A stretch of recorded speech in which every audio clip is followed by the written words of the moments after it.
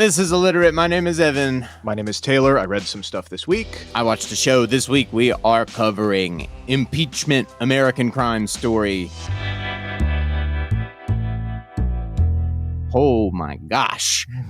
This is covering the Monica Lewinsky Bill Clinton affair that happened in the mid-90s.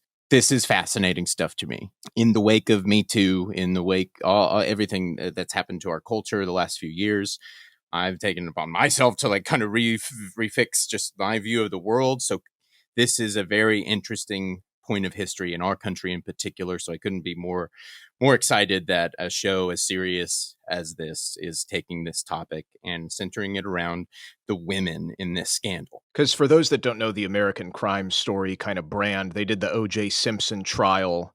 And I saw from the producers, what makes this series is it's a national scandal where you think you know everything, but you don't. There's a broad range of characters. And the part that I find the most interesting, it's also a crime America is guilty of as well. Mm-hmm.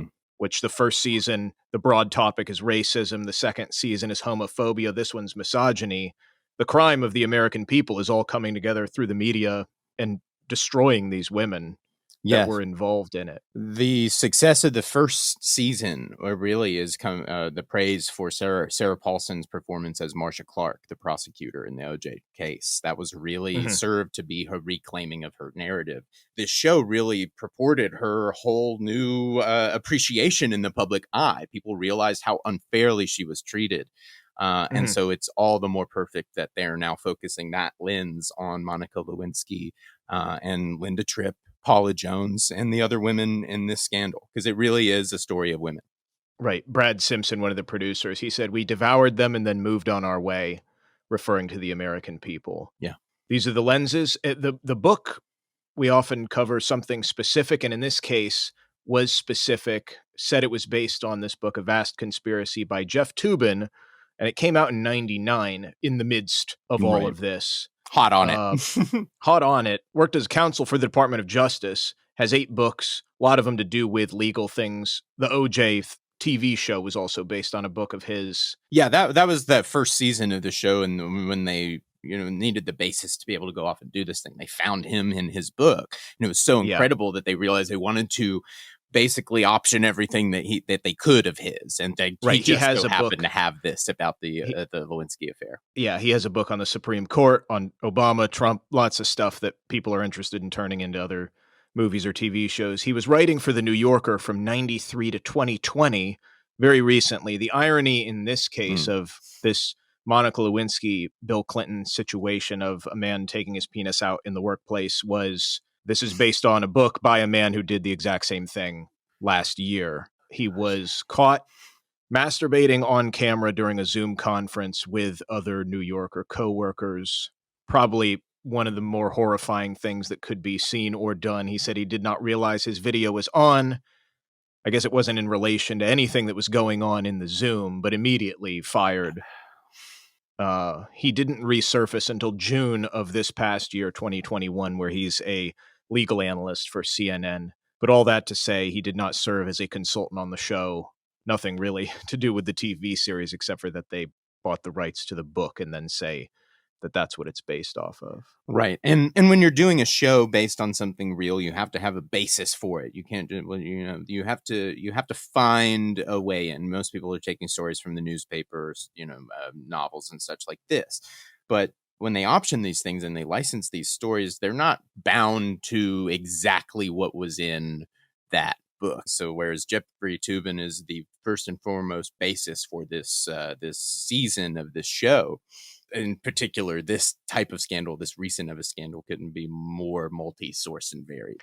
Right, because I skimmed through the book. I'll admit I didn't read the whole thing because our episode is not about the line-by-line account of what's going on. But because of his legal prowess, it does side more with the lawyer stuff and the legal situations and more of that angle. So if you did want to read a book that has that lens, that's kind of where it's coming from. So it gives you the basis to be able to go into these things, but they know when they're going in, it's like, oh, we really need to reframe the narrative around Monica Lewinsky and Linda Tripp and Paula Jones and thus and so forth. Yeah. So Ryan Murphy is the person who is responsible at the top of the umbrella for this. He's done Nip Tuck, Glee, American Horror Story. Gah. But he said he always envisioned the series told through women's eyes.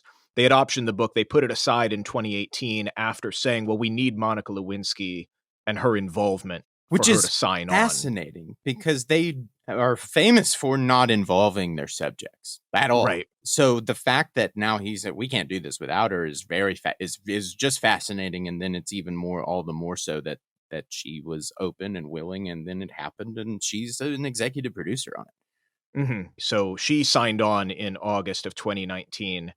We'll get to where she went and all the fallout of it and everything. But that kind of made me think about, as we talked about, well, if the book isn't really so much what it's based off of, and they got Monica Lewinsky on board to vet some things, and Ryan Murphy is just overseeing it, who's the actual person that's the creative figurehead behind this? And I don't know if you see, and I was always attributing, and I guess most people do, just Ryan Murphy. And I honestly thought this would be an episode about Ryan Murphy. Well, it's not. Surprise, surprise. Taylor coming in with the surprises. Got me again. And I mean, it's kind of interesting too, because I had a little trouble finding information about this as well, but I did find, I'll post links, some interviews with the showrunner of this, Sarah Burgess, a name I had not heard of at all. Fascinating in that she also wrote every single episode. Whoa, really? Which is crazy, especially for something like this. That is very interesting. I am very, very interested now. So what she is known for mostly is a playwright. In one of the interviews, she's saying, like, a lot of the scenes you'll probably see are people having lunch talking. Proves that I'm a playwright. Most of my stuff is just people sitting down in rooms talking. But for something like this, that's a lot of what happened, you know? Oh, yeah. I mean, so this centers around recorded phone conversations of people gossiping. You know, perfect. Yeah, exactly. So the first big thing that she did was a play called Dry Powder. It was a comedy drama set in the private equity space, a firm. This came out in 2016. The thematics dealing with the moral responsibility of what they're doing juxtaposed with the complex, abstract business. I don't even really know everything private equity. It's money managing other people's money. You know, it's like, yeah. And then the next play she does is about Washington lobbyists, which is very much political, close to home. Okay, so she's interested in this stuff. Yeah, you know, outside of. Now, before we move on, so was she involved as the showrunner before this season? This is the third season of the show. No. She was brought on. She's not the showrunner for the other ones. Gotcha. So this is entirely this is specific for this season. This is interesting. Very interesting. She's from Alexandria, Virginia, tying into the Washington lobbyist stuff. The way that she got into this, she knew Brad Simpson, who I mentioned at the top, one of the producers from New York. So they had a connection. In the middle of 2018, he proposed this to her, but she didn't feel like it was right. Because similar to us, in terms of being as familiar as you could be, she was 14 when all this happened. Wow, yeah, okay. So she didn't really have a context that maybe she thought would behoove someone making all this. But she read a few books, one of which she said was The Death of American Virtue by Ken Gormley, which came out mid-2000s, I believe. So if you wanted another take on this story, and phenomenon. It's hard to know what to call this. Right. Yeah, I paused in that. She also listened to Slow Burn, which was a podcast that came out the second season in 2018, focused entirely on the impeachment of Bill Clinton. So she used both of those to inform the season of the show, and realizing that she could tell it from a woman's point of view. One of the other big reasons being that her mom and her dad both worked at the Pentagon. Like I said, no way. Oh, Virginia. man. Yeah. So she went to the Pentagon for Take Your Daughter to Work Day. She was there often. So she kind of knows that side of things when Monica and Linda meet after being put over there.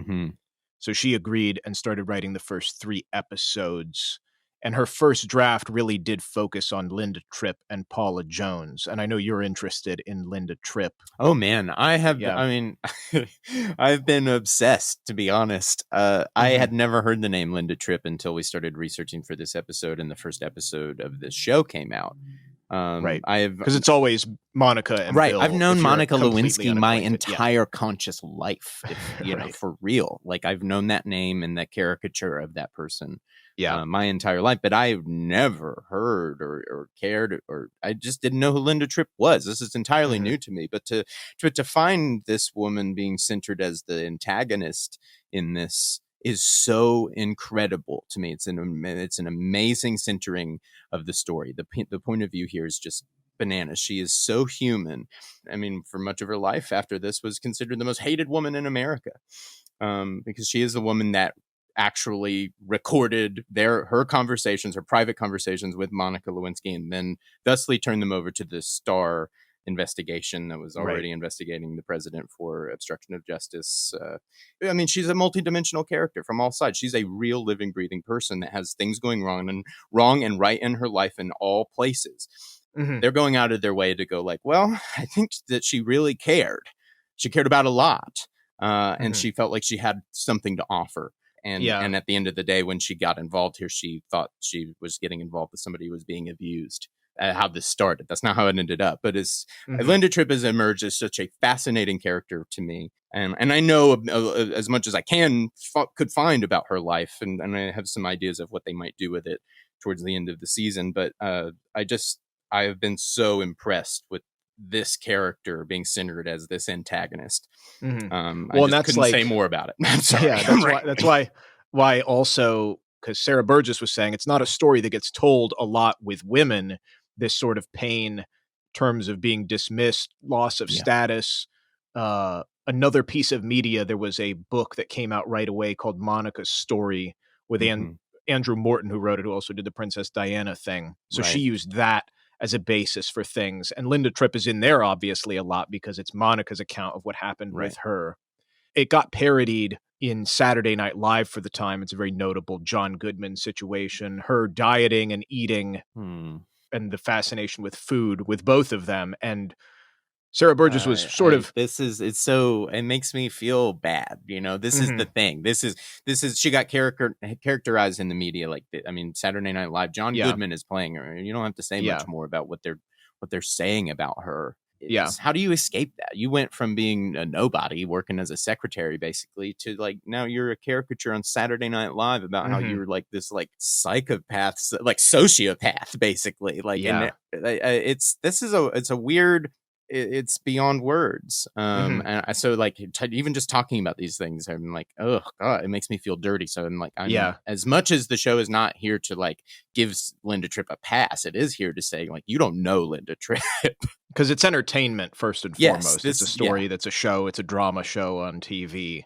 But they are trying to. So Sarah Burgess, she was saying, reading this stuff and listening to all of the tapes between Linda Tripp and Monica, which I think was 20 hours. Yes. Or something but she listened to it multiple times, many, many hours walking around New York writing this thing. And she said in terms of the dieting and the food, she was like, I had to put it in there because it's just something they talked about a lot. Yeah. How could you not? It was a connection point for them. And it also speaks a lot to the 1990s food culture and this constraint placed on women. I mean, you're introduced to Linda Tripp with a close up of Slim Fast. She's making a milk, a shake in the morning, and I'm like, my mom was doing that at the time, and all the low fat, I'm like, pushed oh my God. on. No, I mean, this is fat. I mean, I think much of our society has been fascinated with just like how our society has treated women. And so I'm doing what I can to educate myself because I didn't know this was the world. Basically, I my media intake as a child like taught me that like there were strong. I was watching like Ripley and Aliens. Strong women, the heroine. That was I grew up with a single mom. My mom was divorced, so like that's the world I grew up in. So like to be met and understand with all these stories that came out of me too. I mean, I'm part of the problem. Holy shit, I had no idea. I didn't know. I only knew Monica Lewinsky for, like you're saying, the caricature that was presented, and never having some empathy and being like, oh, that was a person. Right. So I'm like, I'm now, it's, 20 years on. I'm like, well, how did we end up here? I think a lot of people are. So I've been so interested to understand what in the world was happening in the world as I was coming online. Yeah. I think also that's where we're talking about, sanitizing some of this stuff. So Monica Lewinsky comes on as a producer with this, and she gives notes on all the scripts. Obviously, she doesn't have veto power because they're making a piece of entertainment. But I couldn't imagine as like a screenwriter, like, okay, Monica's notes are coming in today. Well, and that was the thing.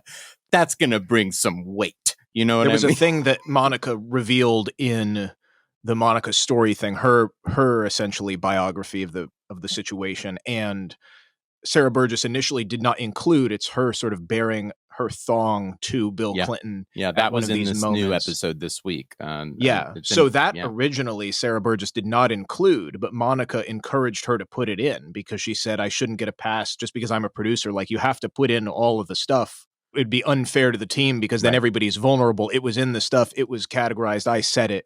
Why didn't you put it in there as a piece of the story? That's what happened. I did that.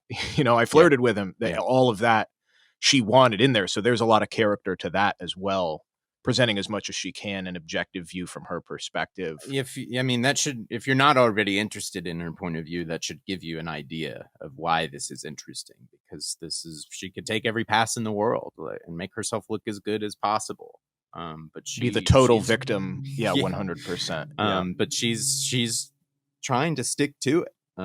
She's letting them know where maybe they think they're doing her a favor, but maybe it's doing the story a little bit of a disservice. And she's looking out for everybody. She's like, if you didn't put that, then the whole creative process would be put into question of why didn't you put I'm that wrong in as there? a character. If I'm not culpable in this at all, then if I'm not, am I not? Like, again, it's like, give her the full agency of being a whole person, Right, which she was, and is.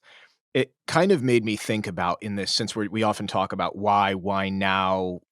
Obviously, she's on board now, but what was coming out at the time that, of course, she wasn't involved in, but were there other pieces of media that had to do with this beyond just the books, the exposés, and whatnot? There's a phrase called Wag the Dog, which way from the 1870s, but it's about the tail wagging the dog, meaning that like a small thing is actually what's controlling a bigger thing, and it may not seem that important. Keep that in mind. The context for this, on August 20th, 1998, which was 3 days after Clinton testified, there were missiles launched against an al-Qaeda base or bases in retaliation for embassy bombings that had happened previously in the year. And some people had said it was a diversion on purpose by Clinton 3 days after he testified. And then during the proceedings, there were also bombs launched in Iraq. And then the spring of 99, got to save the presidency, launch them. In the spring of 99, there's a bombing campaign in Yugoslavia, Kosovo, which borders Albania, which is important that it borders Albania. But this was the first time NATO had used military force without endorsement by the UN Security Council. Wow. Look it up. There's tons of stuff about the integrity of the operation, getting tons of scrutiny beyond just of the timing of when it was happening, but all of it being done. So back to Wag the Dog. This is a name of a film that had come out in December of 97. So this is 1 month before the outbreak of the scandal. Yeah. None of this has happened. It is about a fictional president faking a war to distract from a sex scandal. And the country that he goes to war with is Albania. Whoa. What? So it's, the trailer's insane. Dustin Hoffman and Robert De Niro, one of them is a film producer and the other one is the spin doctor for the president. Came out at the end of 97. Yeah, I wish I had watched this.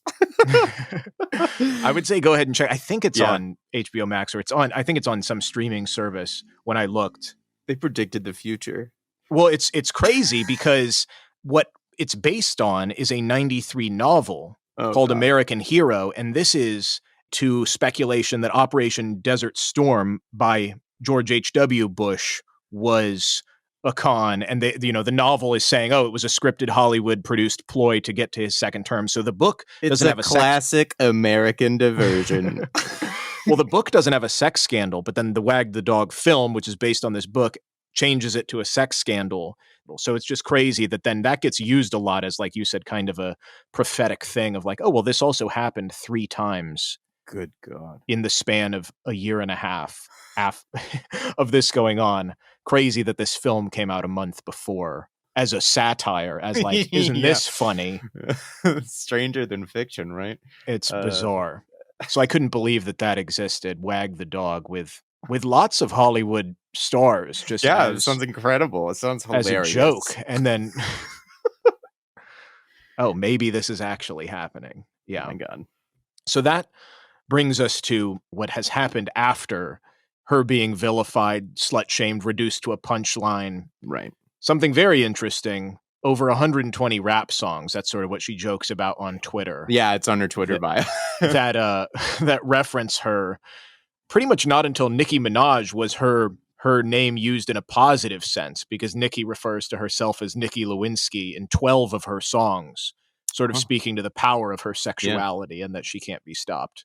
But it's always been, for the most part, in a derogatory or shameful sense. We were just talking off mic before the episode. It's like we only knew her as a caricature, basically a cartoon of a person. So it's why was she ever presented in that manner? And it's such a shame. It's tragic that her name was attached to this at all.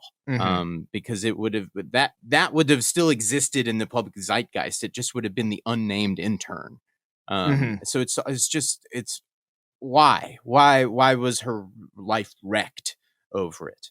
And seemingly all these women, and that's the point of the show, all these women have their lives derailed and hijacked. Meanwhile, Bill Clinton comes out the other side, basically unscathed. Well, and that's one of the things where she talks later on, once she comes out, on her views on the responsibility on her end, saying she said it's a consequence of my own poor choices, which is a big move to make. She said, sure, my boss took advantage of me, but I will always remain firm on this point. It was a consensual relationship. Right. Any abuse came in the aftermath when I was made a scapegoat in order to protect his position. That's fascinating to hear her contextualize it like that, because it's what the show did so well in particular this week is it really focused in on Monica's isolation and paranoia and what they're trying to show that Linda sees on the surface as, well, she's caught in an abusive relationship. Yeah. This girl is not going out because she's afraid she'll miss the phone call. Again, we're talking about 1995, 1996. So, that you missed the phone call, you've missed it.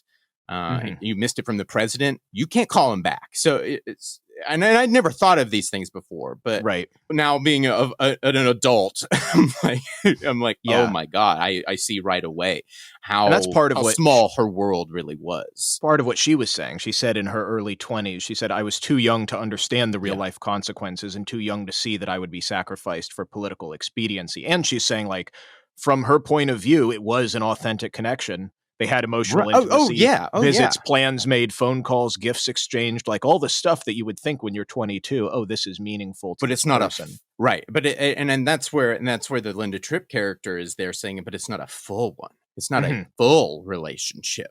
There's something wrong here. Her life was hijacked from her even before it broke into the media. Well, like she was part of the Star Report thing. They were asking, like, okay, your previous work experience. And it's like, well, I went straight from college to this unpaid internship. Yeah. She was saying she was so young. Yeah. Oh, don't let this define you. And she's like, well, I don't have any this. I have nothing else to define me in 1998. So I think you can sum it up in looking at her now, as she says, at the time she thought she wanted a husband and kids and a normal life.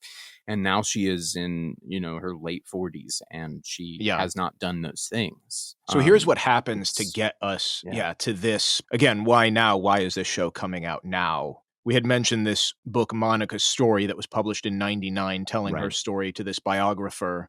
She only made about $500,000 from it. And keep in mind, so many legal fees and so much money. Yeah, I'm betting that wasn't enough stuff. No, it wasn't. What she was in the middle of that. Yeah, okay, she got a $500,000 check, but if she had $1.25 million legal, okay, man, and her family, that would be. I'm looking. It could be multi-million dollar. Come on, against the United States. That's this is against the president. So she's, they're scattered pieces of exactly what's going on, but you could just imagine somebody who just got out of college, is on the world stage, is the first person to be publicly ridiculed on the internet in her one of her talks, she says patient zero. Yeah. You are the test of what this is and does to somebody. So she does. This is why this is important, because cancel culture is such a hot, thing debated right now. But it's like, if you want to boil it down and understand where did it begin in this form, Monica Lewinsky. Mm-hmm. And a big part of her then reconciling with all of this is, well, what do I do? My name is recognized. I need to pay off these legal fees. She does a bunch of random stuff, which maybe seems strange or cashing in, which then got her even more scrutiny. But her name was on a line of handbags. She even did a cameo on Saturday Night Live. Right. She was a spokesperson for Jenny Craig, where they were going to give her $1 million if she lost 40 pounds in 6 months, which again, God, treating that was a huge piece of her scrutiny. But they stopped running the ads because they didn't like that she was involved in Jenny Craig. So they only paid her $300,000 of the $1 million. She hosted a TV show that only ran for 5 episodes. And then in 2005, the year after, Clinton's biography, My Life, came out, where he said hardly anything about it or what she wanted to hear in terms of an apology or anything. She just went underground and hid for the next 10 years. Yeah. So she left the U.S. completely, lived in England. So, what do you do? I mean, what do you do? Well, what she did was she went back to school, got her master's in social psychology, and her thesis was In Search of the Impartial Juror, an exploration of the third-person effect and pretrial publicity. Yeah. And the big thing that opened up her to the public, again, she wrote an essay for Vanity Fair titled Shame and Survival in 2014, and then did a TED Talk in 2015 talking about the price of shame. It's really fat. It's great. Go watch it. So this is then her coming out, and a lot of the stuff that I get in terms of what she said and what we're talking about here comes from both of those things. One of the things that put her over the edge to say, well, I'm going to come back out into the world and be a person with a name and something to say about this. In 2010, a guy, Tyler Clementi, was filmed, he didn't know it, in secret from a webcam of kissing another boy. I believe it was in college. And then he committed suicide. Yeah, his roommate filmed them without their permission. His roommate set up a camera in their room. Mm-hmm. And so horrific. She's like, I would never be so presumptuous to equate my story with that, because my public humiliation was my involvement with a world figure. So that she said that's her own poor choices. But she was saying this happened and her mother was crying and so gutted by this. And she was like, why? And she was like, just think of his parents. And she's like, oh, she's thinking of Tyler as me. And she had wanted to commit suicide many times. And so she realized, like, oh, when is the time for me to stop tiptoeing around my past and other people's futures? Like, there's a purpose to my past, and it's not to hide from it. Yeah. Because that's the big takeaway from her TED Talk. She said, shame can't survive empathy. I was thinking about this story. I was thinking about the kid at the center of it, and I was wondering, because it's almost certain that he knew who Monica Lewinsky was, but right, you would never know what what he would mean to her. Which is fascinating to me, the impact you can have on people you've never met and never thought you would. You don't know what you mean to people. I mean, see, these people are totally unconnected, but it absolutely altered her path. And I'm thankful she's a voice. So, oh my God. I mean, the way that she has taken this all back for herself is incredible. Yeah, especially that she wants to be somebody to not have it happen anymore, when she was at the forefront of it, and before even social media, but just the internet alone. So I think, she said at 44, she said, I'm just beginning to consider the implications of the power differentials that were so vast between a president and White House intern, because, as she said, she's like, it was a thing that I did also, but she's saying, I now see how problematic it was that we even got to that place, and that this road was littered with a lot of other things that were inappropriate in terms of power, authority, privilege. It only gets anywhere if he decides to, that's obvious almost now. And that's what this is all about, this sobering. It's like, oh yeah, it's the president of the United States and a 22-year-old unpaid intern. I think the power imbalance there is pretty evident.